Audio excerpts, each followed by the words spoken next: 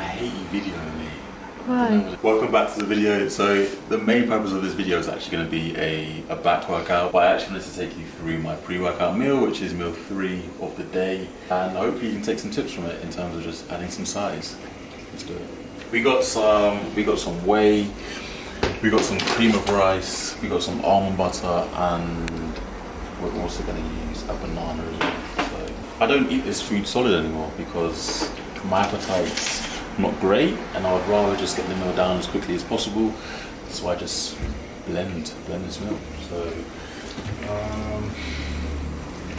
it's a struggle for me to get all the ingredients in the blender. So first step, get some water in there. Obviously, if you don't put the water in first, that shit is going to get stuck together. It's not going to mix properly. For this meal, I have 125 grams of cream of rice. This is just Naughty Boy cream of rice, carrot cake flavor, which actually tastes pretty good. Cream of rice goes first, and again, as well, people have asked if it's kind of a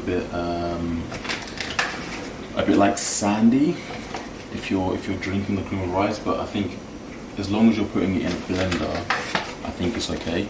I think if you're just like mix it together with a lot of water and not actually blending it, it gets a bit grainy, but this tastes alright. So I'm gonna add in the banana next up. So another reason why I don't eat the solid is because I fucking hate bananas. I can't eat a banana solid.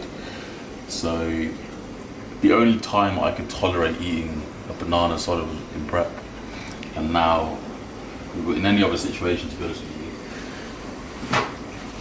they're not very nice. And we're gonna go for the almond butter first. 20 grams. Another thing that you can use instead of almond butter is actually like coconut oil, which is what I used to have in my shakes way back in the day when we were in lockdown. I used to put some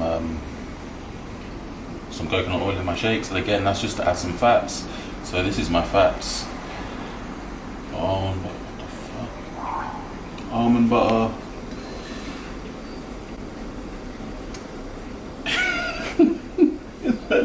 20 grams. Okay, so far we've got carbs, cream of rice, banana, fats, almond butter. We need protein. Every single meal that you make when you're bodybuilding or whatever, you need to think, where are the macronutrients? Where's my carbs? Where's the protein? Where's the fat coming from? Every single meal that you have. I've noticed with like people that I work with, when I haven't looked at their diet before, they will bias one over the other. So they'll have their carbs and fats, but they're missing the protein, or they'll have their protein and fats, but they're missing carbs. And this is crucial if you're wanting to add size. So next we got isolate. I've actually never tried this one before. Yummy Sports Isolate. So I just need 40 grams of this. Yeah, I need a new blender. Look at that. Perfect. Guys, so that's pretty much everything that we need. And then what I'll do is I'm gonna add a tiny bit of water on the top and some ice, just to make sure that it's freezing cold, because I can't drink this warm. If like me you have a blender that's too small, create like a little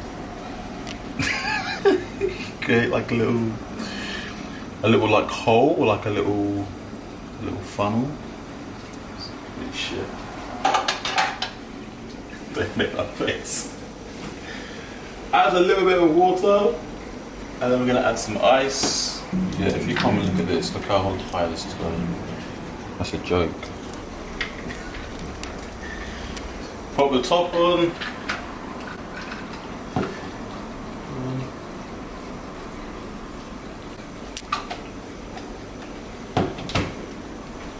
Blend this, and then we're pretty much good to go.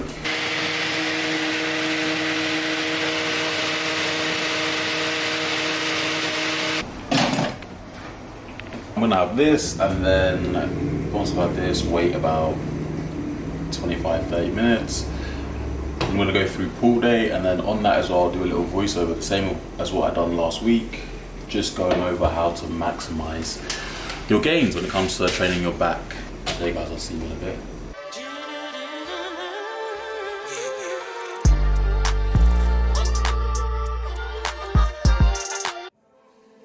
Yo people, hope you're all good. So we are in for pull and it's at Gains Gym. This is typically where I normally train. The only time I train at the coach is obviously for legs, which is the video that you saw last time. This is my pull session that I do every single Saturday. So I just want to take you through it, walk you through the exercises, walk you through the reason I'm actually doing exercises and why I'm doing them in a certain order, and then we can go from there. So exercise 1, guys, is a chest supported row. Here I'm trying to target the lats. So you can see my elbow travels downwards towards my hip, and I'm also ensuring that my elbow doesn't go behind my spine. So you'll see that as I pull back, the furthest I'll go is in line with my back. Reason being is if I go past that, it's no longer going to be my lats, it's more so going to be my upper back. Reason being that I'm doing a lat exercise first as well is that I find it quite difficult once I'm tired, fatigued, and my muscles are a bit all over the place. It's hard for me to contract my lats, so I always start off with this exercise first, if I can, of course. And chest supported as well, just to give me a little bit more stability, just so I can create a little bit more force, or generate a little bit more force through the lat. So yeah, this was the first one, 2 sets.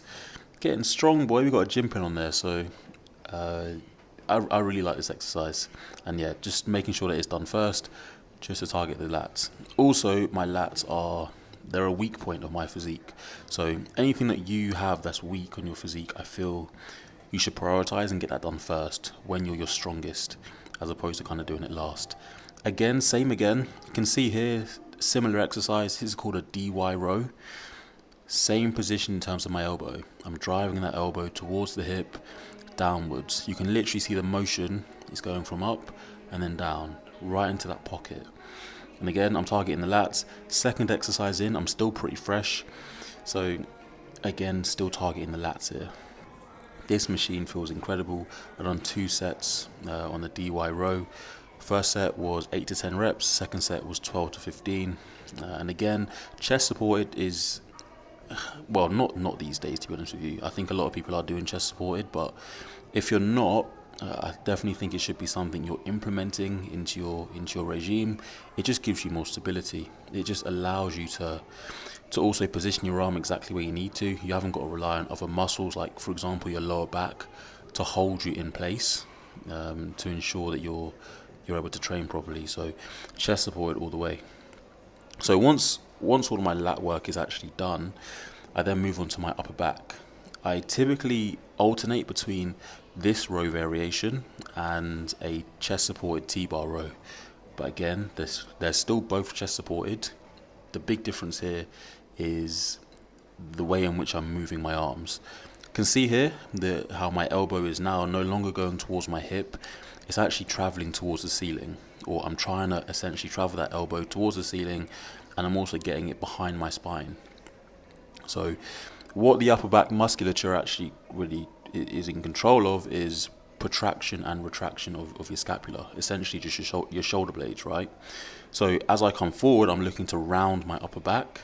Then as I come back, I'm looking to squeeze my shoulder blades together, as if I've basically got I'm trying to hold something in between my shoulder blades. And that's going to target my upper back. My lats at this point are absolutely fried. I'm 2 exercises deep, obviously. And this is now where I can attack a different part of my back. So we've done lats, and we're now onto the upper back. So rhomboids, traps, rear delts, etc. Okay, and as you can see here, look at the motion that I'm going through. Rounding the back as I come forward, and then squeezing the back as I come back.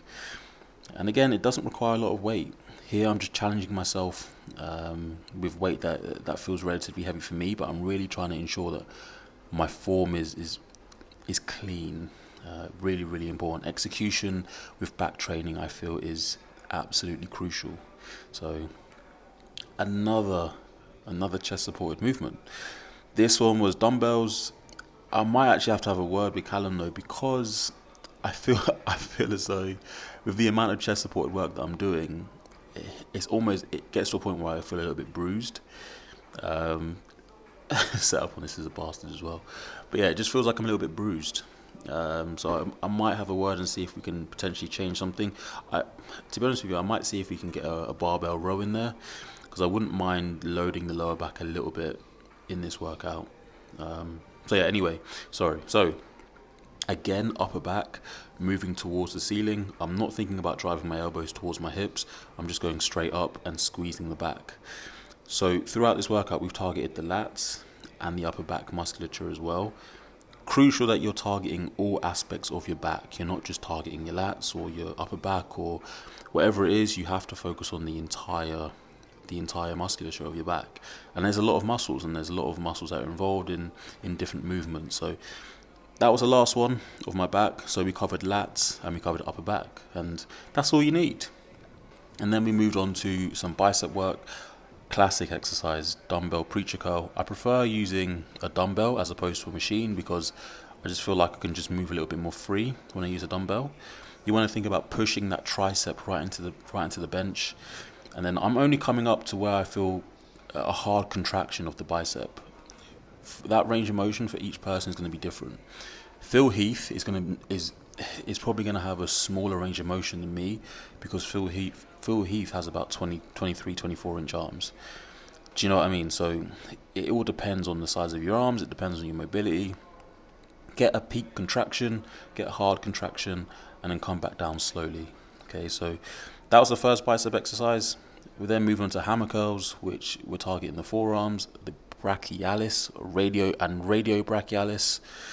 Radio brachialis, which is essentially just, if you look to my left arm, and you can see literally just on that forearm, when I curl up to the top, you can kind of see it bulge a little bit. That's the muscle that we're targeting in this movement. I'm really trying not to swing, really trying to keep it as strict as possible. I know people have differing opinions about this, but I think there's merit to having strict execution with your arm movements. I'm not trying to swing and use shoulders and use momentum to get the weight up. It's literally just movement at the elbow joint.